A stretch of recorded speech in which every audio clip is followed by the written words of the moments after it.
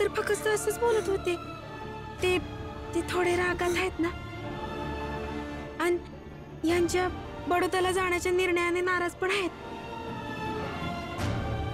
आणि त्यात पैशांना घेऊन पण चिंतित आहेत. या समध्या गोष्टी त्यांच्या डोक्यात चालल्यात ना, म्हणून ते असं बोललेत. बाकी असं काही कारण नाहीये. तुम्ही रडू नका, शांत व्हा. वय आई, रमा बरोबर बोलते आहे. तुम्ही शांत व्हा बरं.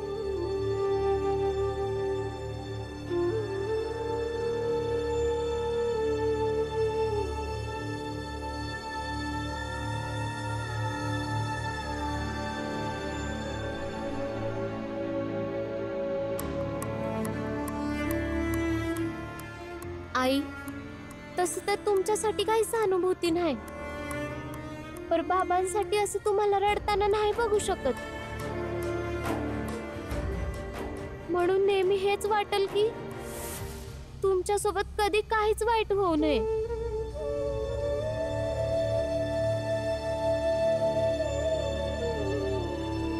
बाबा, तुमच्याकडून ही अपेक्षा नव्हती. पहिली गोष्ट तर ही की तुम्ही हे अजिबात बोललं नाही पाहिजे, आणि दुसरी गोष्ट ही की ह्या लढाईला घेऊन ना तुम्ही भावूक झालं पाहिजे आणि आम्हालाही कोणाला चिंतेत टाकू नका. माझ्यासाठी तर आहे. मला वाटते की तू परदेशात शिकायला जावं. यापेक्षा मोठं सपन माझं नाहीये. ठीक आहे ना, प्रत्येक माणूस आपापल्या पद्धतीने स्वप्न पाहतो. तुम्हाला देखील अधिकार आहे स्वप्न पाहण्याचा. त्यामुळेच तर आम्ही सर्वजण मिळून तुमच्यासोबत ही लढाई लढतोय ना. तर जो परिणाम येईल त्याला आपण स्वीकार केलंच पाहिजे. हे बघा बाबा, आत्तापासून ह्या लढाईला घेऊन आपल्यामध्ये कोणीच दुःखी नाही झालं पाहिजे, आणि ना आपण ह्या लढाईला विजय किंवा पराजयाला जोडायचंय.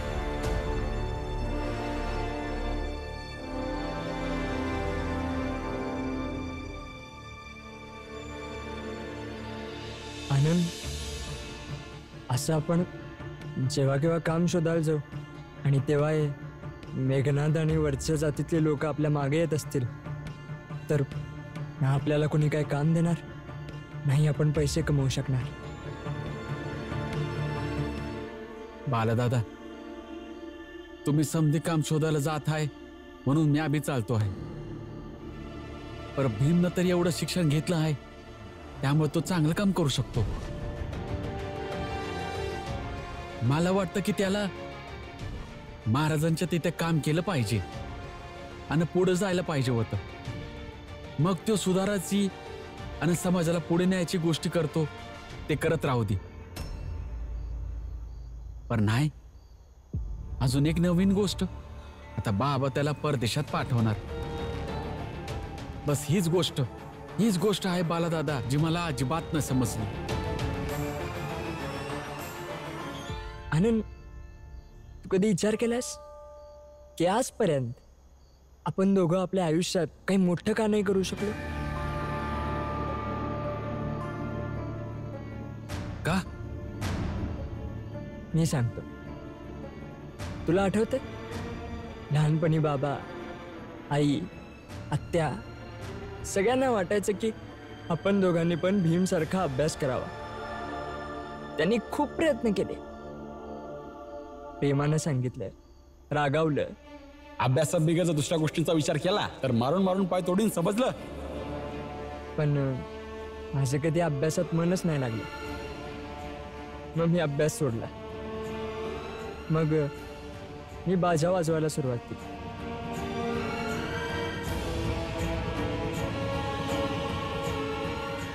काही दिवसांसाठी बाजा वाजवला पण मग माझं त्याच्यावरनं पण मन उडालं. मग तू पण अभ्यासाला सुरुवात केली तीस, पण लवकरच तुझं पण मन अभ्यासावरनं उडालं. आपण दोघं आयुष्यभर वेगवेगळी कामं करत राहिलो. कधी पण एकाग्र होऊन एकाच रस्त्यावर नाही चाललो. पण भीम, तो कायम एकाग्र होऊन चालत राहिला आणि चालत चालत आता इथपर्यंत आलाय. जिथून त्याला परदेशात पाठवणं पण लांब वाटत नाहीये.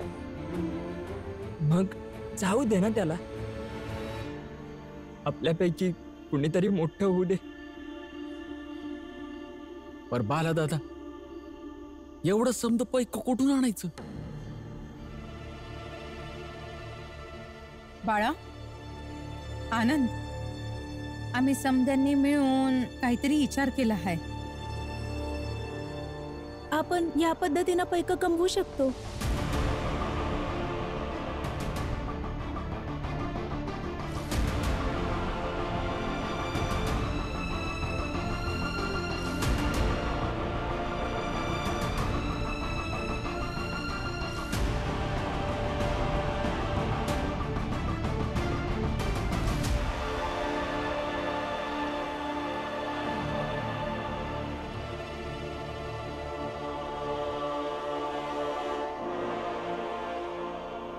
हा तर खूपच मोठा निर्णय झाला. जर परिणाम मोठा पाहिजे असेल तर बाळा दादा, निर्णय बी मोठाच घेतला पाहिजे.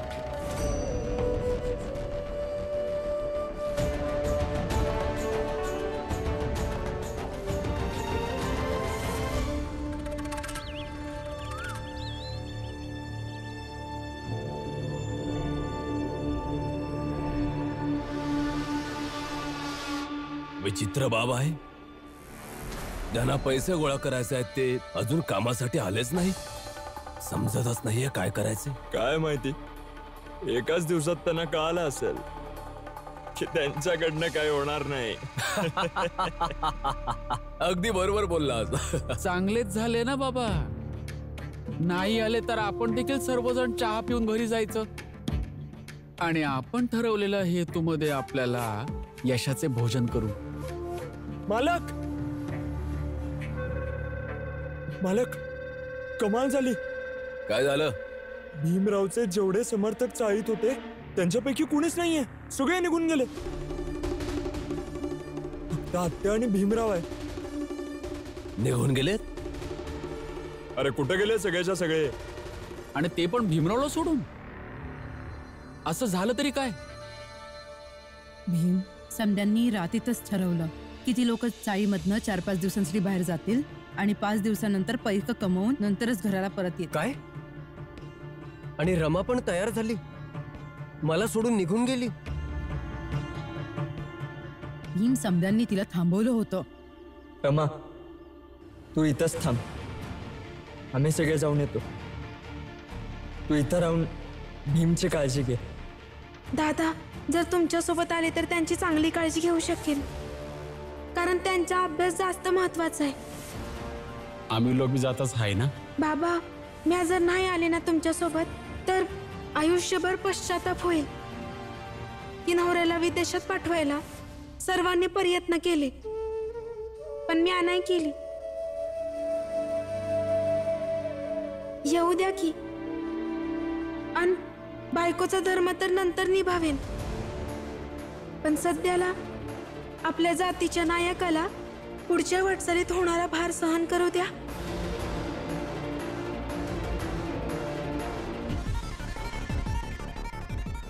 ठीक आहे मीरा, तू इथंच थांब. भीमची काळजी घे. पर दादा, म्या बी येते ना सांग. मीरा, इथं बी कुणीतरी पाहिजे ना. चला. अच्छा, ह्याचा अर्थ ज्याला जे करायचं असेल तेच करणार आता. भीम, हे समद यांच्या मनाने नाही झालेलं आहे, कारण तुझ्या स्वप्नाचं वजन एवढं वाढलं आहे की समधी लोक थोडं थोडं सांभाळत आहे आणि तू फक्त आराम करत आहेस.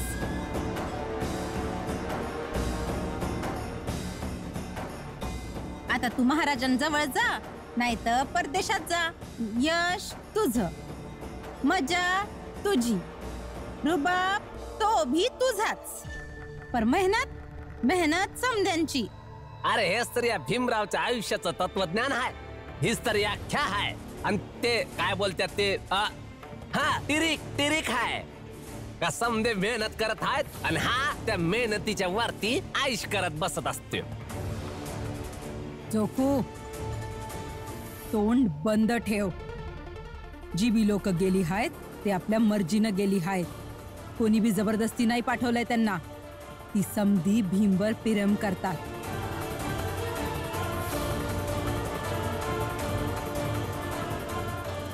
भीम, कुठे चाललायस पोरा? काम शोधायला चाललोय आत्या, पैसे कमवायला. आता सर्वजण मिळून मेहनत करतातच आहे, तर मी देखील केलं पाहिजे. आत्या, मला कधीच वाटत नव्हतं की मी सयाजी महाराजांच्या कराराला तोडावं, परंतु आता असा मार्ग बनलाय तर त्याच मार्गावर पुढे जाईन आणि जाईन शिकायला परदेशात. प्रयत्न तर नक्की करेन, जेणेकरून सर्वांच्या प्रयत्नांचा सन्मान व्हावा.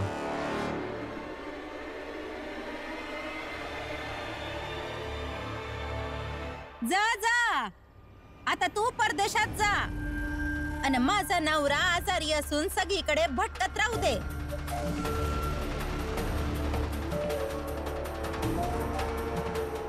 आणि तुम्ही कसली बहीण आहात तुम्ही?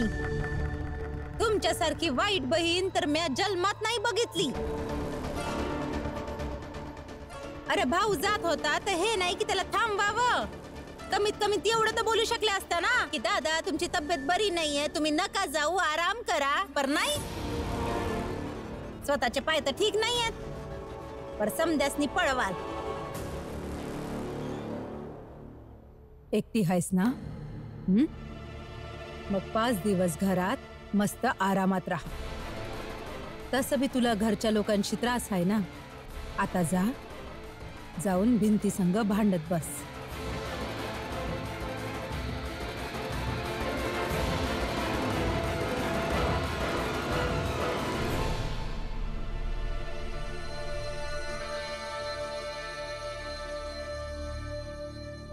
बघा, आमची फुली बी गेली आणि ते बी मला अशा परिस्थितीमध्ये सोडून. तुम्ही समधी लोक आतमध्ये सामान ठेवा. पुढचे 5 दिवस आपण इथंच राहायचं. दिसभर काम शोधूया आणि रातचं समधी इथंच भेटू. समधी सोबत मिळून जेवण बनवूया आणि सोबतच बसून जेवू. ठीक आहे, जावा, सामान ठेवा.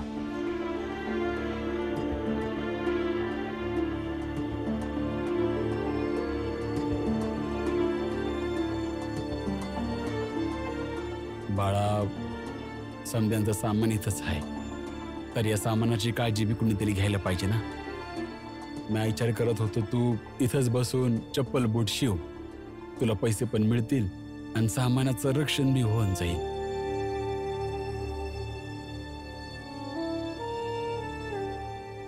बाबा, मला माहिती आहे पैसे कसे कमवायचे आणि काम कुठं शोधायचं.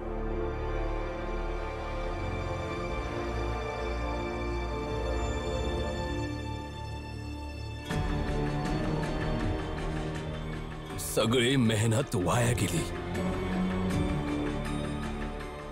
आपल्यामधला कोणी विचारच नाही केला की भीमरावचे समर्थक त्याला परदेशात पाठवण्यासाठी काम शोधायला निघून जातील.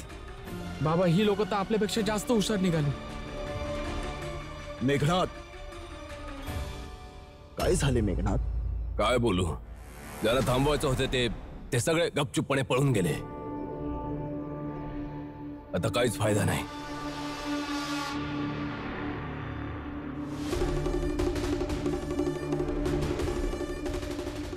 काय की त्यालाच थांबवूया. भीमराव,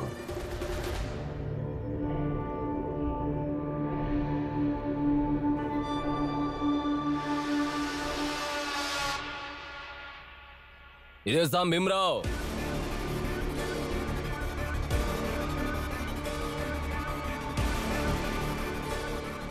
तुझे समर्थक तर लपून काम शोधण्यासाठी निघून गेलेत, पण तुला आम्ही काम शोधायला नाही जाऊ देणार.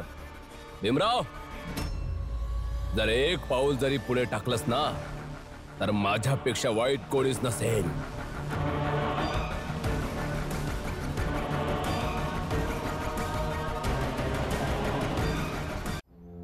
भीमराव, हे शेवटचं बजावत आहे मी तुला. जर एक पाऊल जरी पुढे टाकलास ना तर जीवे मारीन मी तुला. इथूनच मागे हो, चल जा. मेघनाथजी, माझे सर्व समर्थक आपलं घरदार सोडून काम शोधायला, पैसे कमवायला निघाले.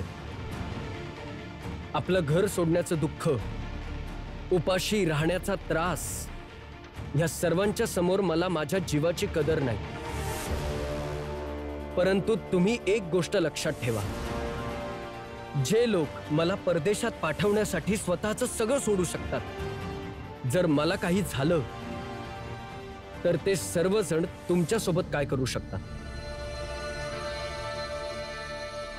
आणि त्यांच्यासाठी ह्या गोष्टीचा शोध घेणं अवघड नसेल की माझ्यासोबत वाईट कोणी केलंय.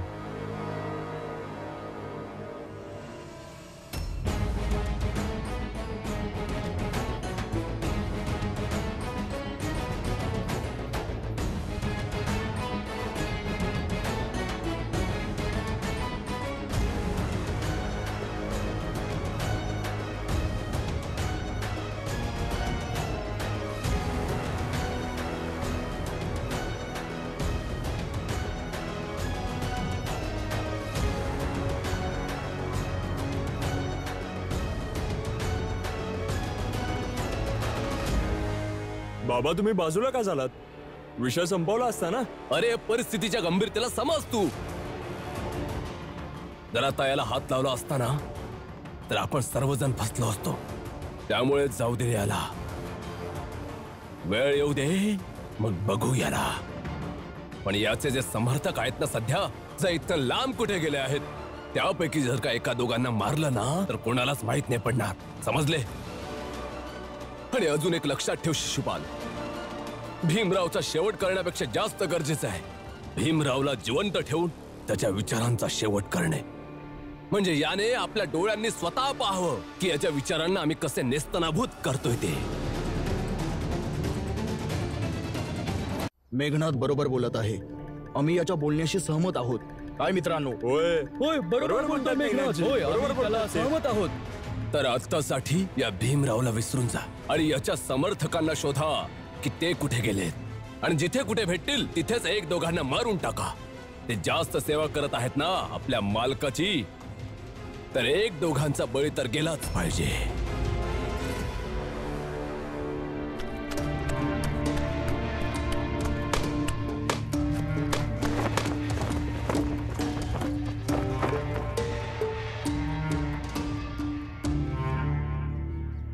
नमस्कार भाऊ, काही काम आहे का? नाही, पुढे जा. भाऊ काम द्या ना, कामाची खूप गरज आहे. का खायला पैसे नाही आहेत का? नाही, नवऱ्याला शिकायला विदेशात पाठवायचंय, पैशांची खूप गरज आहे, द्या ना काम. अरे नाही आहे, जा. अरे सांगितलं ना, जा.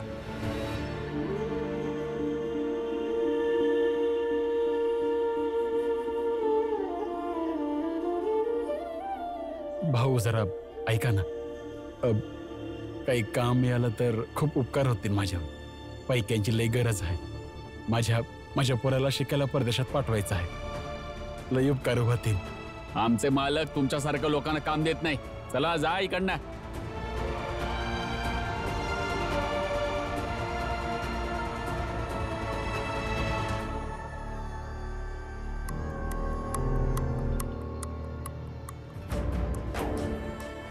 काका, मी भीमराव. मला परदेशात जायचंय शिकण्यासाठी, परंतु माझ्याकडे पैसे नाहीयेत. तर मी काही काम शोधतोय. तुमच्याकडे जर काही काम असेल तर सांगा मला. बरं, तू तर तोच भीमराव आहेस ना जो खूप मोठमोठ्या गोष्टी करतो. आता परदेशात जाण्याच्या गोष्टी करतोयस. वेडा झालायस का? नाही, वेडा तर नाही झालोय. खरं तर माझ्या कुटुंबाचे लोक आणि ज्या चाळीमध्ये मी राहतो त्या चाळीतले लोक देखील घराबाहेर भटकतायत काम शोधायला, पैसे कमवायला. तर मी कसं गप्प बसू शकतो? तुमच्या ओळखीत पण कोणाकडे जर काम असेल, कोणाची गरज असेल कामासाठी, तर मी आहे, मला सांगा. अरे तुला कोणीच कामधंदा देणार नाहीये. जा इथून.